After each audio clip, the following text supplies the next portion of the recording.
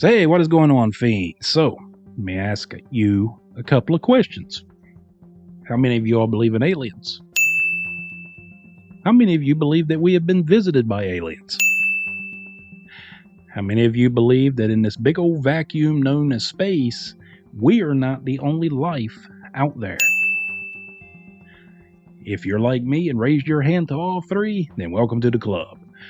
I have all my life believed that there is other worlds out there that have life, whether it is less advanced than we are or way more advanced than we are, which obviously if they're coming to visit us from these other worlds, clearly they are way more advanced than we are. But I've also been under the belief that I don't think they're necessarily nefarious. Because think about it. If they have the ability to travel hundreds of light years, thousands of light years, whatever it may be from their world to ours, they clearly have technology that could probably blink us out of existence. Think about it. But there was a House Oversight Committee meeting today where they met with Mr. David Grush. Now, if you are not familiar with Mr. David Grush, he was the whistleblower from 2 months ago that said that the Pentagon has been hiding evidence of our little visitors from outer space for decades. Now, I think we've all kind of known that, but there was a little bit of skepticism, we weren't quite sure, but this guy is sticking to his guns and saying that it is in fact true and has went to Congress under oath and basically testified and told his story about it. So I'm going to pull up the article for this and read it to you guys. What UFO whistleblower David Grush told Congress. The UFO whistleblower got what he wanted, less than 2 months after he came forward to claim that the Pentagon is hiding evidence of alien spacecraft. Oh, so they're hiding the actual spacecraft from Congress. So they're actually hiding it from our very government. Former intelligence officer David Grush testified under oath before a House Oversight Subcommittee on National Security to expand on his bold, uncorroborated claims, together with two former Navy pilots who saw UFOs on the job. David Fravor, which he was on the Joe Rogan podcast not too long ago and actually talked about his encounter with that UFO. It was quite interesting. And Ryan Graves. Grush answered questions from the representatives on otherworldly sightings and the need for more congressional authority over the Pentagon's UFO programs. Below are the latest updates from an unusual congressional hearing on aliens, national security, and alleged government secrets. Grush says that there are secret government programs that are funded by private companies.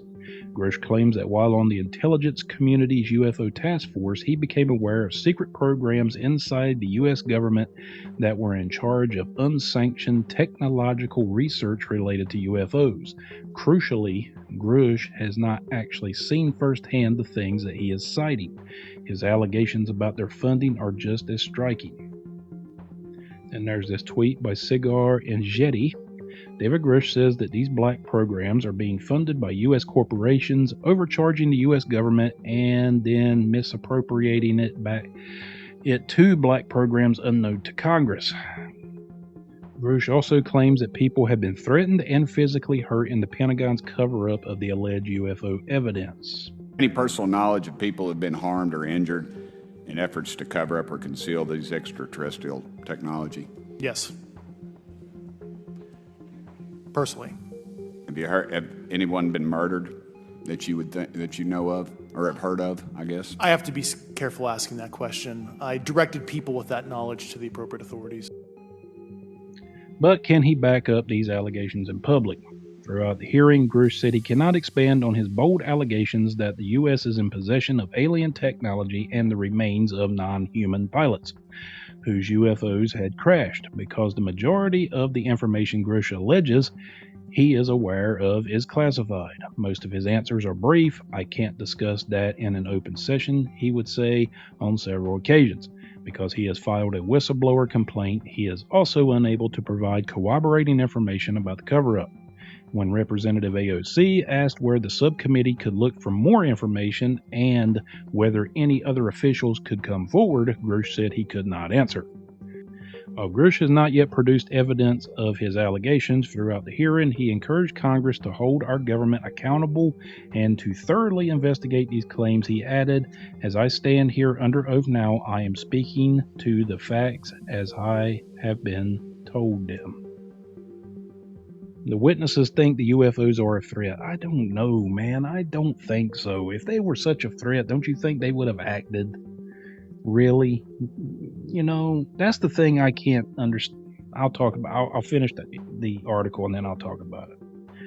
The witnesses think that the UFOs are a threat. Representative Glenn Groffman asked the witnesses if they believe that UFOs pose a potential threat to our national security. Grush answered in an affirmative,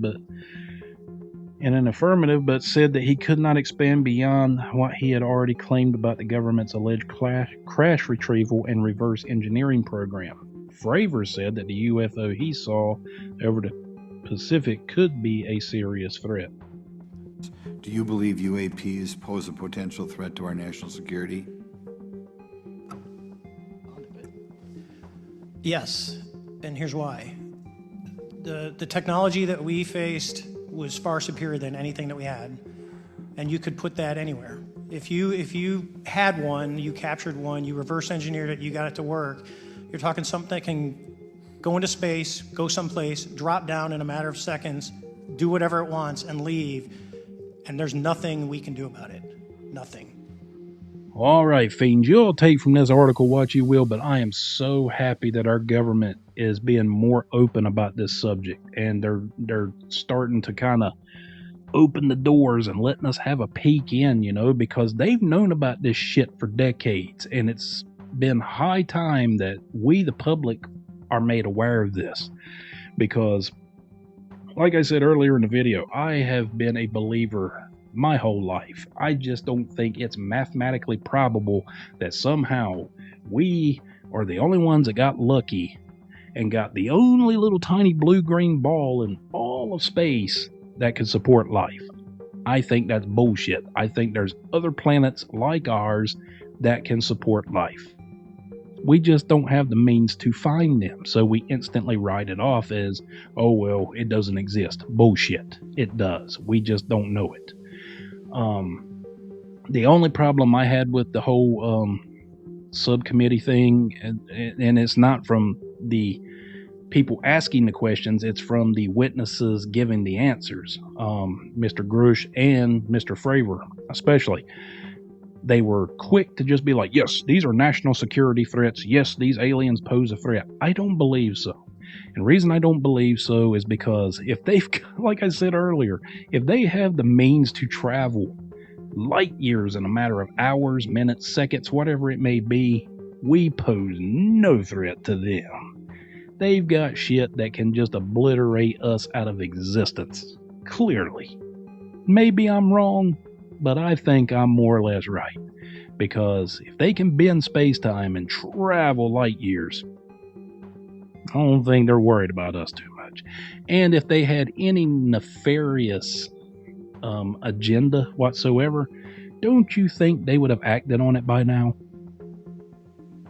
What are they, just waiting for us to get stronger and stronger and reverse engineer their technology so we can pose a threat to them? That's not smart strategy. So there's that. And that's, you know, as a former member of the U.S. military, retired member of the U.S. military, and raised my right hand, served this country with pride and dignity, we have always been quick to instantly judge something as a threat.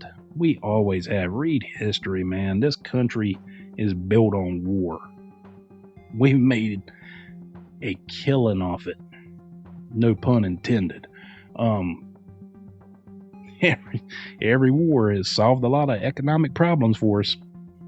But we're so quick to instantly call something an enemy before we even know what it's all about. And that's just my opinion.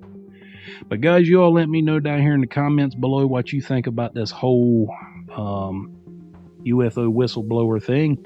And also, too, if you haven't subscribed to the channel yet and you like our content, could you please give us a little subscribe? Cost you not a thing. Also, too, Hadouken that notification bell. Give us a thumbs up. And as always, keep your eyes to the skies. Because we are not alone. And this has been your old buddy John. And I'll see you again next time.